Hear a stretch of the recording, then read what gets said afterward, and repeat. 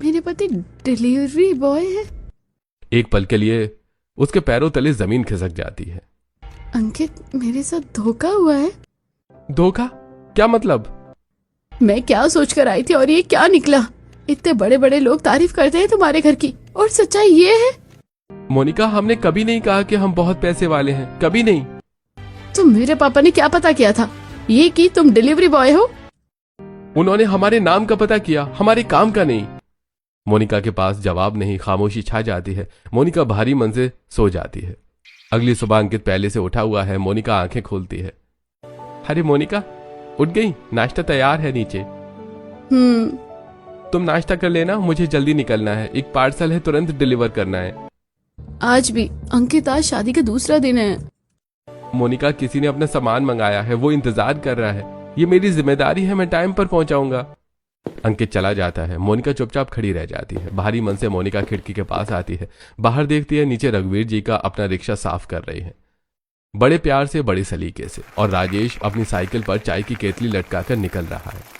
इतना बड़ा नाम, इतनी इज्जत, लोग इतनी तारीफ करते हैं, और ये सब इतने छोटे छोटे काम करते हैं।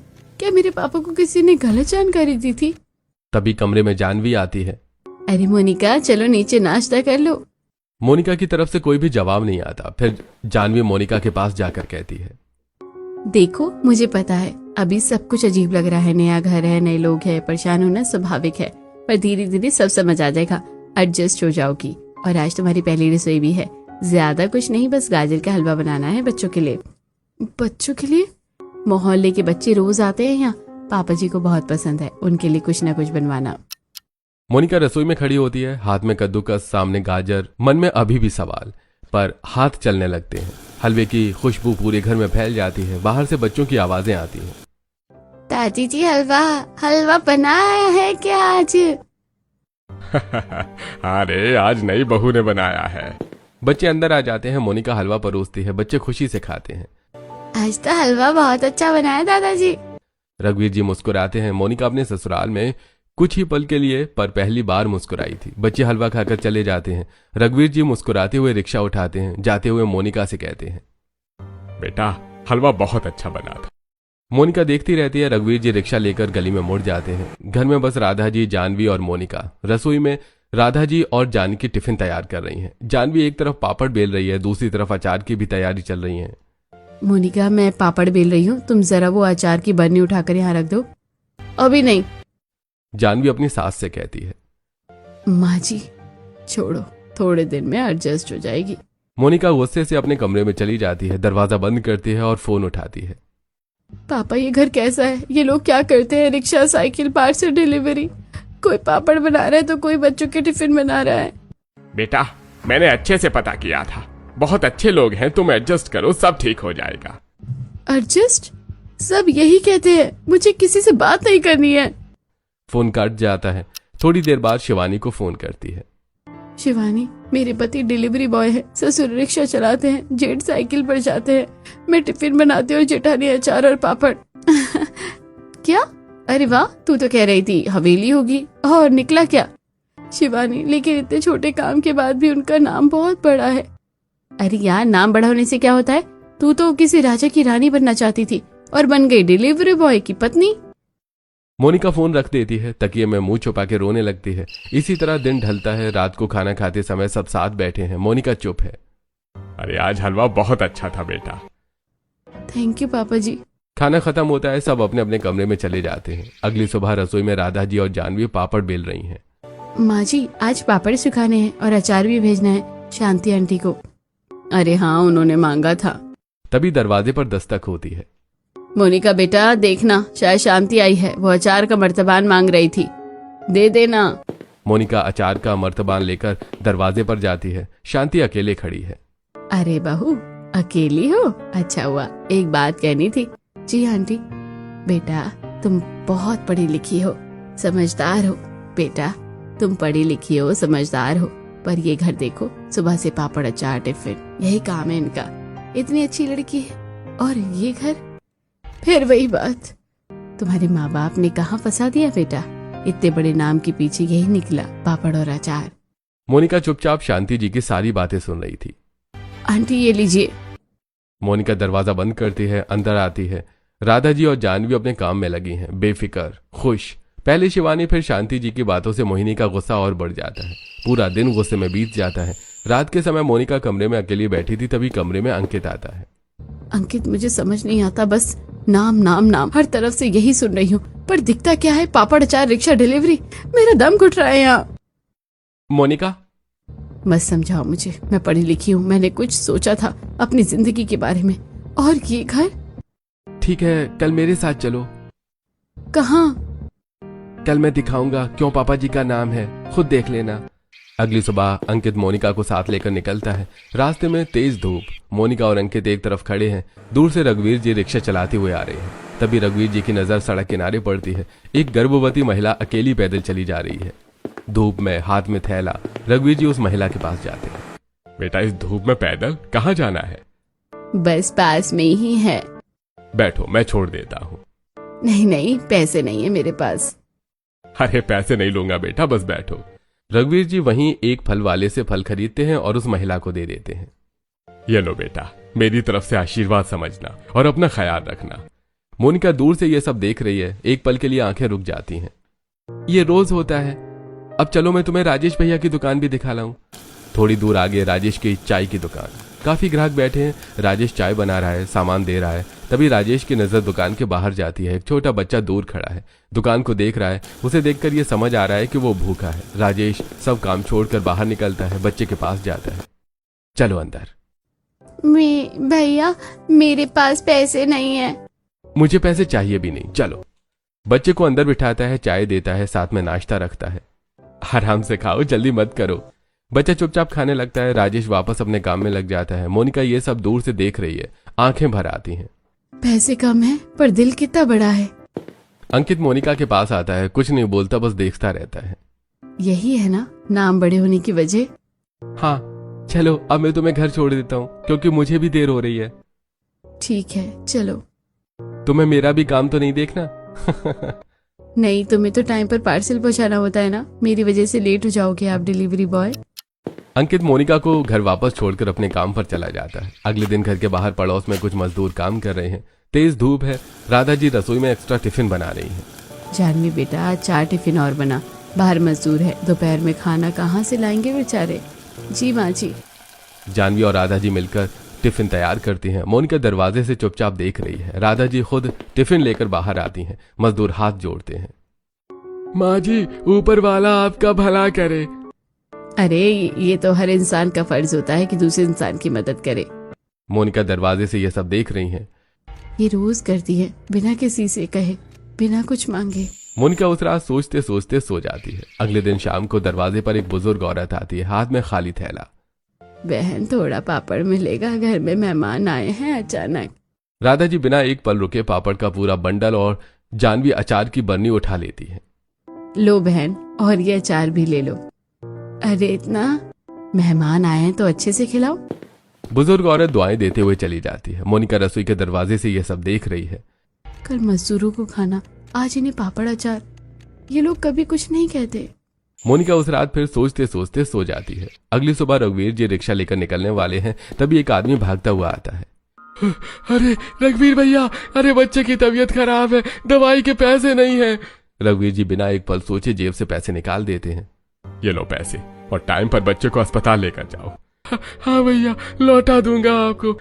अरे कोई जरूरत नहीं है, बच्चा ठीक हो जाए बस। मोनिका खिड़की से ये सब देख रही है। खुद रिक्शा चलाते हैं पर दूसरों के लिए जेब खाली कर देते हैं। उस रात मोनिका कमरे में बैठी है। अंकित आता है। अंकित, ये सब रोज होता है? हाँ। तो फिर पैसे कैसे बचते हैं तुम लोगों के? बचाने के लिए नहीं कमाते हम। मोनिका कुछ नहीं बोलती। अब धीरे धीरे मोनिका का गुस्सा कम होता जा रहा था और वो घर के सभी सदस्यों के साथ थोड़ा सा घुल मिल रही थी। अगली सुबह मोनिका सब्जी लेने निकलती है। बाजार में कमला और बसंती मिलती हैं। अरे तुम रघुवीर जी की छोटी बहू हो ना? जी, मैं उनकी छोटी बहू मोनिका हूँ। बेटा, बहुत अच्छे घर में आई हो। तुम्हारे ससुर जी कभी किसी को पैसे चाहिए, कभी कोई बीमार हो, खुद डॉक्टर के पास छोड़ने जाते हैं, कभी ना नहीं कहा किसी को। और घर की औरतें भी कम नहीं, पापड़ चाहिए, अचार चाहिए, सब फ्री में, कभी हिसाब नहीं लगाया। ये सब फ्री में तो पैसे आते कहाँ से हैं? इतनी मदद कैसे होती है? तभी एक और आंटी पास आती हैं। बेटा सुना है कभी इनके पास बहुत पैसा था, पर इन्होंने खुद सादा जीवन जीना शुरू कर दिया। इतने में ही पीछे से एक आवाज आई और वो आंटी अपनी बात बीच में छोड़कर वहां से चली गई। मोनिका भी सब्जी ले चुकी थी और चुपचाप अपने घर की तरफ चल पड़ी। काफी दिनों के बाद फिर उसके मन में वही सवाल आ गई। सादा जीवन खुद से चुना और इतनी मदद, ये बात तो मैंने सोची ही नहीं थी। मोनिका घर के अंदर जाती है, तभी बाहर बड़ी सफेद गाड़ी रुकती है। मोनिका खिड़की से झांकती है। उसमें से एक मिनिस्टर उतरता है, सूट में सिक्योरिटी गार्ड्स के साथ। मोहल्ले की खिड़कियां एक एक करके खुलने लगती हैं। शांति, कमला, बसंती और भी सब देख रहे हैं। मिनिस्टर सीधे रघुवीर जी के पास जाता है और झुककर उनके पैर छूते हैं। मोनिका सांस रोककर देख रही है। अरे राजू, ये क्या कर रहे हो? इतने बड़े मिनिस्टर होकर मेरे पैर छू रहे हो। बाबूजी, दुनिया के लिए मैं मिनिस्टर हो गया हूँ, पर आपके लिए तो वही छोटा राजू हूं ना, जिसे आप 15 साल पहले अस्पताल लेकर गए थे, जिसकी जान आपने बचाई थी। अरे बेटा, वो तो बस। बाबूजी, आपकी वजह से आज इस पद पर हूँ। आप न होते तो राजू कब का जा चुका होता। आप मेरे लिए पिता समान है और न जाने कितनों की मदद आपने की है। मोनिका खिड़की से ये सब देख रही है। मिनिस्टर इनके पैर क्यों छू रहा है? ये वही घर है जहाँ रिक्शा खड़ा है।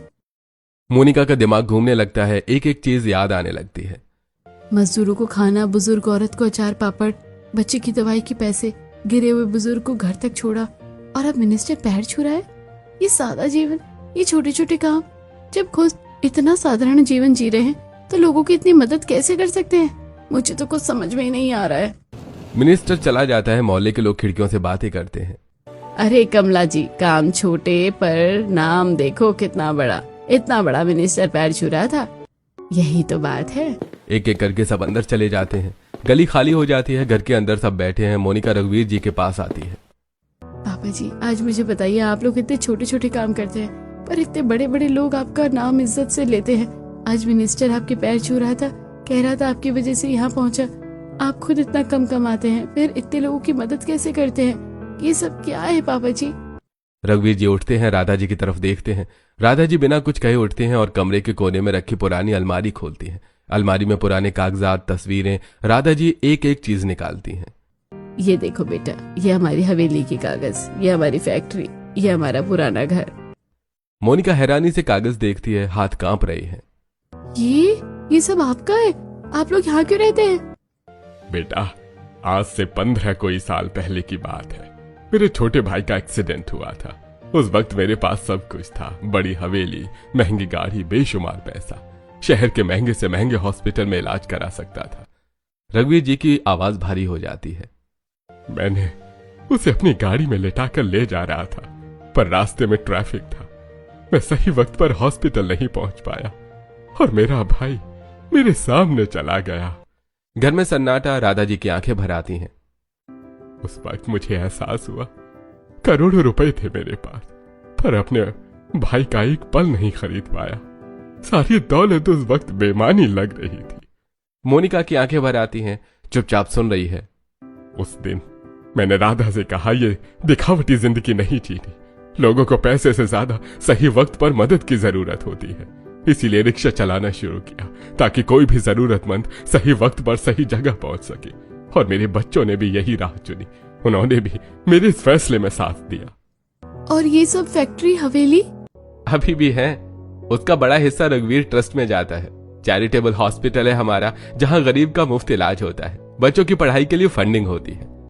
मोनिका की नजर अलमारी के उन कागजों पर जाती है। हवेली, फैक्ट्री, ट्रस्ट और फिर दरवाजे के बाहर खड़े रिक्शे पर।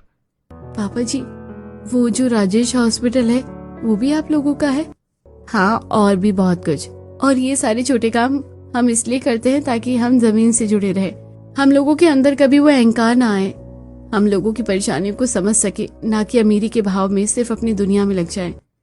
आज समझ में आया है कि मेरे ससुराल वालों का नाम क्यों इतना बड़ा है, क्योंकि इन्होंने इंसानियत को सब कुछ के ऊपर रखा। और काम इसलिए छोटे क्योंकि ये दिखावे से कहीं ऊपर उठ चुके हैं। मोनिका रुकती है, एक पल खुद को संभालती है और फिर सबसे माफी मांगती है। पापा जी, माँ जी, मुझे अपनी सारी हरकतों पर अफसोस हो रहा है। शुरू से ही मैं आप लोगों को गलत समझती रही। हमेशा यही कहती कि मेरे साथ धोखा हुआ है। जेठानी ने मदद मांगी तो मुंह फेर लिया, इस घर को छोटा समझा, पर असल में मेरी सोच छोटी थी। मुझे माफ कर दीजिए। बेटा, जो दिखा तुमने वही समझा, तुम्हारी गलती नहीं है। तुम्हारी जगह कोई भी होता तो उसे भी यही लगता।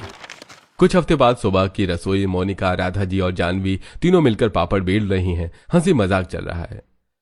मोनिका, तुम्हारा पापड़ मेरे से पतला है। दीदी, तभी तो मैं बेल रही हूँ, आप देख रही हैं। राधा जी खुश होकर दोनों को देखती हैं। दरवाजे की घंटी बजी। राधा जी ने दरवाजा खोला। शांति आती है। अरे मोनिका, तुम पापड़ बेल रही हो, टिफिन बना रही हो? जी आंटी, आपने कहा था फंस गई, पर मैं फंसी नहीं। मैं खुशकिस्मत हूँ। जिस घर को मैंने छोटा समझा था, उसने मुझे वो सिखाया जो कोई किताब नहीं सिखा सकती थी। और कोई काम छोटा बड़ा नहीं होता है। इस समय मेरी सोच ही छोटी थी। शांति के पास कोई जवाब नहीं, चुपचाप चली जाती है। यही है मेरी बहुएं। मुझे यकीन था एक दिन सब सही हो जाएगा। कुछ दिन बाद राधा जी, जानवी और मोनिका तीनों बाजार निकलती हैं। हंसते बोलते चल रही हैं। तभी भीड़ में हलचल। लोग एक तरफ देखने लगते हैं। तीनों रुकती हैं। ये भीड़ क्यों? चलो देखते हैं। तीनों आगे बढ़ती हैं। देखती हैं रघुवीर जी रिक्शा लिए खड़े हैं। सामने एक लड़का बदतमीजी से बात कर रहा है। ए बड्डे, मुझे वहां जाना है, चल जल्दी। क्या देख रहे हैं? बेटा, ऐसे बात करते हैं? मुझे मत सिखा। तू और तेरा ये टूटा रिक्शा दोनों खटारा हो गए हो। मोनिका ने देखा ये उनके पिताजी हैं। एक पल रुकी, फिर सीधे आगे बढ़ गई। तुम्हारी हिम्मत कैसे हुई इनसे ऐसे बात करने की? तू कौन है बीच में बोलने वाली है? मैं इनकी बहू हूँ, और ये जो खटारा रिक्शा तुमने कहा ना, इसने कितनी जानें बचाई हैं, तुम सोच भी नहीं सकते। यह आदमी जितना कमाता है उसका आधा दूसरों पर लगा देता है। जिस अस्पताल में तुम्हारे जैसे लोग मुफ्त इलाज करवाते हैं, वो इन्हीं की वजह से चलता है। भीड़ चुप है। उस बदतमीज लड़के की अकड़ भी अब धीरे धीरे कम हो रही थी। इनकी जितना काम करके दिखाओ पहले, फिर बात करना। माफी मांगो अभी इनसे। मुझे माफ कर दीजिए, मुझे आपसे इस तरह बदतमीजी से बात नहीं करनी चाहिए थी। लड़का चला जाता है। लोगों की भीड़ भी खत्म हो जाती है। रघुवीर जी मोनिका और जानवी को देखते हैं। बेटा, पापा जी चलिए घर। घर आते हैं। रघुवीर जी कुर्सी पर बैठते हैं। राधा जी पानी लाती हैं। जानवी और मोनिका पास बैठते हैं। रघुवीर जी कुछ देर चुप रहते हैं, फिर राधा जी की तरफ देखते हैं। राधा, तुम्हें याद है मैं हमेशा कहता था कि एक बेटी होती? हाँ। रघुवीर जी गौर से जानवी और मोनिका की तरफ देखते हैं। आज समझ आया, ऊपर वाले ने बेटी नहीं दी क्योंकि उसे हमें 2 बेटियां देनी थी, जो खुद चलकर इस घर में आएंगी और इस घर की रोशनी बनेगी। राधा जी की आंखों से आंसू गिर जाते हैं। जानवी चुपचाप उनका हाथ थाम लेती है। रात का खाना, सब साथ बैठे हैं। रघुवीर जी की बात सुनकर पूरा घर खुश है। पापा जी, हम दोनों बेटे यहाँ बैठे हैं और आप बहुओं की तारीफ कर रहे हैं। बेटा, तुम दोनों तो हमारे ही हो। ये दोनों बाहर से आकर हमारी हो गई हैं। ये बड़ी बात है। पापा जी सही कह रहे हैं। मोनिका की नजर अंकित से मिलती है। दोनों मुस्कुरा देते हैं। रात को कमरे में अंकित और मोनिका। अंकित, उस दिन जब मैंने कहा था मेरे साथ धोखा हुआ, तुम्हें बुरा लगा होगा? लगा था, पर मुझे पता था एक दिन तुम खुद समझोगी। तो पहले बता देते। बता दो तो यकीन करती। अंकित, मुझे माफ कर दो। सबसे तो माफी मांग ली, पर मैंने तुम्हें बहुत हर्ट किया है। इस घर में माफी नहीं मांगते, बस आगे बढ़ते हैं। इसीलिए पुरानी सारी बातों को छोड़ो और हाँ, अपने मम्मी पापा से भी बात कर लो। कल तुम्हारे पापा का फोन आया था और कह रहे थे कि तुम मुझसे बात नहीं कर रही हो। उनसे भी फोन लगाकर बात कर लो। हाँ हाँ, मुझे उनसे भी माफी मांगनी चाहिए। पापा ने मुझे समझाया था कि एक दिन तुम्हें सब समझ आ जाएगा, लेकिन मैं उल्टा उनके ऊपर गुस्सा करने लगी। मोनिका ने अपने मम्मी पापा को फोन लगाकर उनसे माफी मांगी। फिर वहीं खिड़की से बाहर खड़े रिक्शे को देखने लगी। इस बार रिक्शे को देखकर वो खुश हो रही थी। अंकित ने आकर उसका हाथ थामा और फिर दोनों अंदर